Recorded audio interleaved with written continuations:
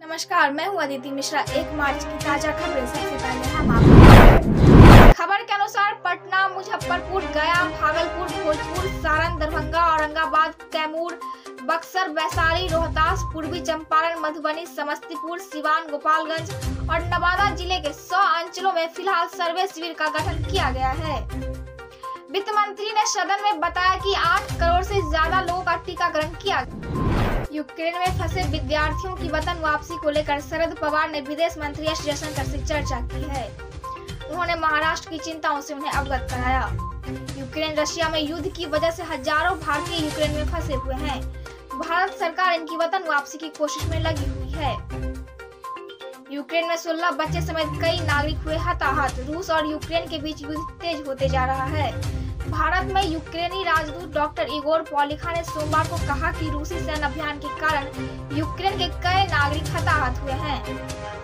रूस और यूक्रेन संकट पर पश्चिम बंगाल की मुख्यमंत्री ममता बनर्जी ने प्रधानमंत्री नरेंद्र मोदी को पत्र लिखा है। पत्र में उन्होंने प्रधानमंत्री से मौजूदा अंतर्राष्ट्रीय संकट पर सर्वदलीय बैठक बुलाए जाने पर विचार करने को कहा है।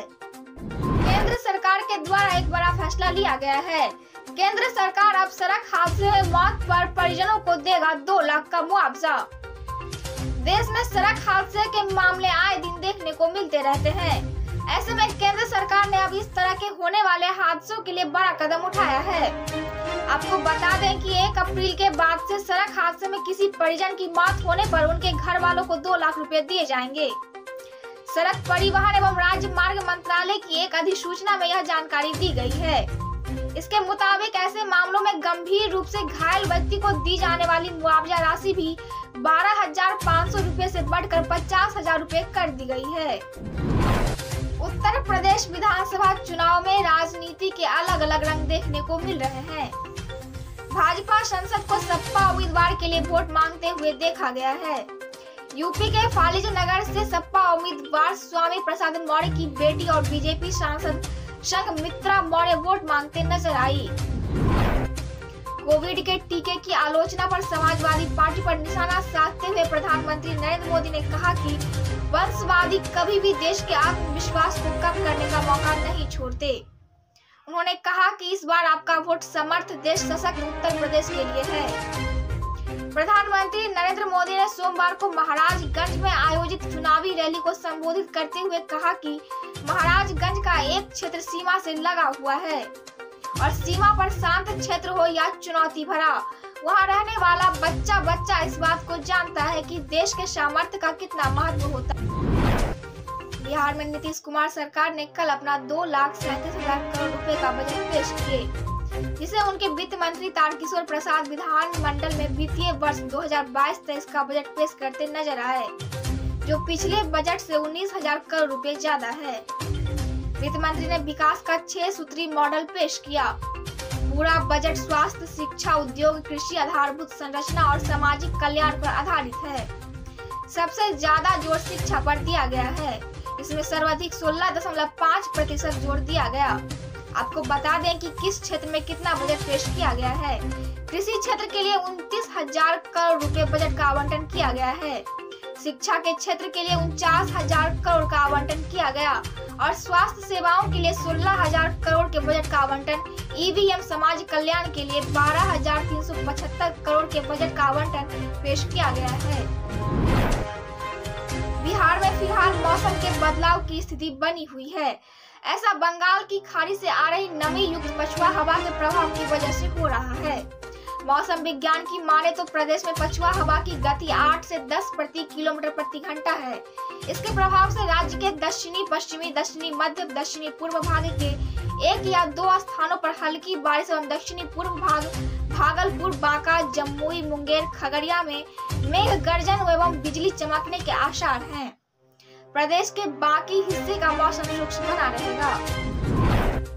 बिहार के बेगूसराय जिले से एक बड़ी खबर सामने आई है, जहां बिहार के बेगूसराय जिले में सोमवार को सनसनी फैल गई जब 2 दिनों से लापता युवक का शव कुएं में बरामद हुआ। घटना जिले के तेघरा थाना क्षेत्र के पिढौली गांव की है। बताया जाता है कि पिढौली गांव निवासी सोहन पासवान का 21 वर्षीय पुत्र रणधीर कुमार प्राइवेट स्कूल में शिक्षक था और वो रविवार की रात 1 1 बजे से ही लापता था। परिजन उसकी तलाश में जुटे हुए थे। इसी बीच सोमवार को उसकी मौत की खबर सामने आई। स्थानीय लोगों की माने तो मृतक का किसी से कोई विवाद नहीं था। ऐसे में उसकी इस कदर मौत होने के बाद लोग तरह तरह की चर्चाएं कर रहे हैं। हालांकि अभी यह स्पष्ट नहीं हुआ है कि उसकी हत्या हुई है या आत्महत्या। बिहार के मधुबनी में शिलान्यास के करीब 25 साल बाद भी जमीन नहीं मिलने के कारण राजनगर में कृषि महाविद्यालय चालू नहीं हो सका। वर्ष 1997 में बिहार सरकार के तत्कालीन राज्यपाल के साथ केंद्र व राज्य सरकार के कृषि मंत्री ने संयुक्त रूप से राजनगर राज्य परिसर में कृषि महाविद्यालय की आधारशिला रखी थी, जिससे जिले के लोगों में काफी खुशी देखा गया था। किसानों में अधिक खुशी थी। शिलान्यास समारोह में तत्कालीन राज्यपाल, केंद्रीय कृषि मंत्री चतुरानंद मिश्र, बिहार सरकार के कृषि मंत्री रघुनाथ झा, पशुपालन मंत्री राजकुमार महासेठ सहित बड़ी संख्या में केंद्र व बिहार सरकार के मंत्री भाग लिए थे। सिंहवाड़ा प्रखंड मुख्यालय के जनप्रतिनिधि भवन में आयोजित संगठनात्मक चुनाव में सरपंच महासंघ का चुनाव शांतिपूर्ण संपन्न हुआ। प्रखंड अध्यक्ष बनौली के सरपंच रमेश सहनी बनाए गए। असधुआ के सरपंच जमीन अहमद व कली गांव के सरपंच विनोद झा को उपाध्यक्ष बनाया गया। कटका के सरपंच उदय नारायण मिश्रा महासचिव बनाए गए। वहीं भराठी पंचायत की सरपंच गुलनाज प्रवीण को कोषाध्यक्ष एवं हरिपुर पूर्वी के सरपंच अब्दुल राजिक को प्रवक्ता चुने गए। बेनीपुर बहेरा कॉलेज बहेरा में राष्ट्रीय महिला आयोग के सौजन्य से महिलाओं के साथ अनैतिक अत्याचार, घरेलू हिंसा विषय पर सेमिनार का आयोजन किया गया। दीप प्रज्वलित कर कार्यक्रम का उद्घाटन किया गया।